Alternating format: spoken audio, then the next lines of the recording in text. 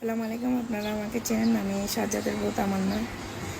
কোথাও কোথাও কোনো জায়গায় কি নজির আছে একজন রিমান্ডের আসামিকে এভাবে গরুর মতো রশি বেঁধে আমার হাজব্যান্ডকে এলাকায় এলাকায় নিয়ে যায় মাইকিং করে জিরো টলারেন্স ঘোষণা করতেছে ওসি আরিফ। আসলে আমার হাজব্যান্ডকেই কোরবানের গরু, আমার হাজব্যান্ডকে এভাবে নিয়ে যায় মেকিং করতেছে কেন? জিরো টলারের মধ্যে কি ওই টলারে আর জায়গা নাই আর কোনো ক্রিমিনালকে অ্যাটাচ করার জন্য? না, আমার সাজ্জাদকে আপনারা যেরকম ইচ্ছে এরকম করতেছেন।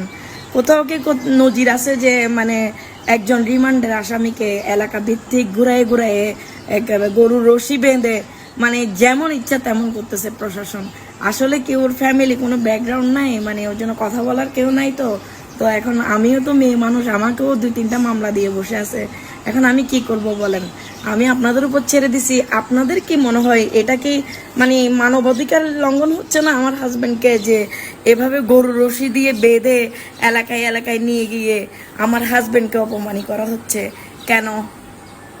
আমি আপনাদের কাছে প্রশ্ন ছুড়ে দিলাম, আমার হাজব্যান্ড যদি অপরাধী হয় আমার হাজব্যান্ডের বিচার আদালত করবে।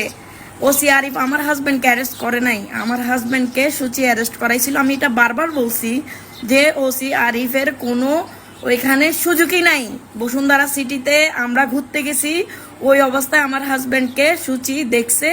দেখার পরে ওইখানে সিকিউরিটি গার্ড রুমে নিয়ে যাওয়ার পরে আমরা 3 ঘন্টা পরে পুলিশ আসছে, 3 ঘন্টা পরে আমি এবং আমার স্বামী একসাথে অ্যারেস্ট হই।